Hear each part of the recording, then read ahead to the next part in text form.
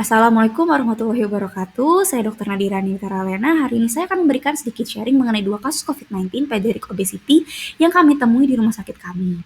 Sebelumnya mungkin dimulai dengan virus SARS-CoV-2 yang kita ketahui dimulai dari negara Tiongkok. Pada grafik berikut terlihat kasus pada anak lebih sedikit dibandingkan umur lainnya. Namun tidak dapat dipungkiri bahwa angka kematian anak akibat COVID-19 di Indonesia tinggi. Manifestasi penyakit ini pun bervariasi dan dapat dilihat tren di negara kita pun kian meningkat.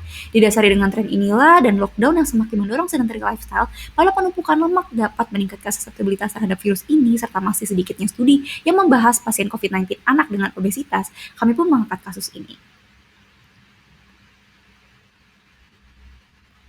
Kasus pertama adalah remaja usia 16 tahun, pasien datang dengan keluhan batuk kering sejak seminggu sebelum masuk rumah sakit.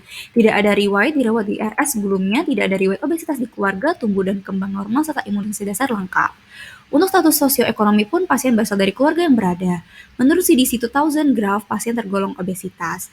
Hasil PF dalam batas normal, terdapat peningkatan OT dan PT. Pemeriksaan penunjang lainnya dalam batas normal.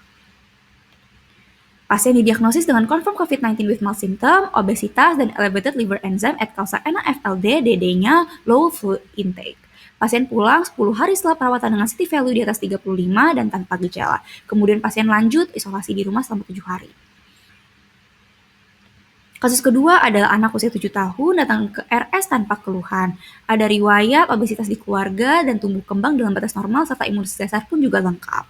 Pasien merupakan warga negara asing dan dari keluarga berada. Menurut CDC 2000 graph, pasien tergolong obesitas. Hasil PF dalam batas normal, namun di RS kami pemeriksaan penunjang kerap tidak dilakukan pada pasien asimptomatik. Pasien didiagnosis dengan asimptomatik confirm COVID-19 dan obesitas. Pada hari ke-10, CT value pasien sudah di atas 35, pasien pulang setelah mendapatkan hasil swab negatif. Kami pun melakukan comprehensive data searching pada beberapa database dan menentukan beberapa keyword pilihan, kemudian menentukan inclusion dan exclusion kriteria.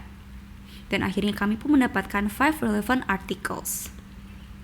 Kami juga melakukan critical appraisal pada qualitative studies dan review articles.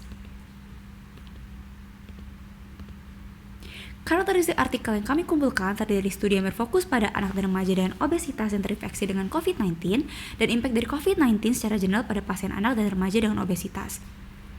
Di sini kami mendapatkan bahwa jumlah studi tentang COVID-19 pada pasien anak dan remaja masih terbatas. Masih terbatas pula pada longitudinal studies dan clinical reviews. Di sini juga kami mendapatkan bahwa obesitas sendiri dapat meningkatkan tingkat keparahan apabila pasien terinfeksi dengan COVID-19 akibat berkurangnya dari cardiorespiratory dan metabolic reserve, serta kemungkinan hiperaktivitas imun akibat penumpukan lemak. COVID-19 masuk ke dalam sel melalui peningkatan langsung dengan ACE2 reseptor. Peningkatan aktivitas ACE1 dan penghambatan ACE2 meningkatkan aktivitas reseptor angiotensin 1 maupun angiotensin 2 yang selanjutnya akan meningkatkan respon proinflamasi dan permeabilitas vaskular. Ekspresi ACE2 di jaringan adiposa lebih tinggi daripada jaringan paru-paru, menunjukkan bahwa jaringan adiposa dapat menjadi reservoir virus. Penelitian ini pun juga menunjukkan adanya lingkaran setan antara hubungan obesitas dan COVID-19.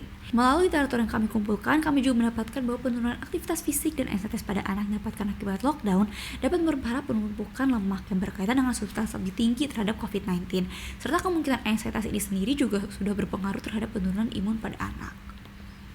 Di sini juga digambarkan bahwa multivitamin yang dikonsumsi pada kedua anak sudah mampu meningkatkan CT value hingga di atas 35 setelah 10 hari perawatan.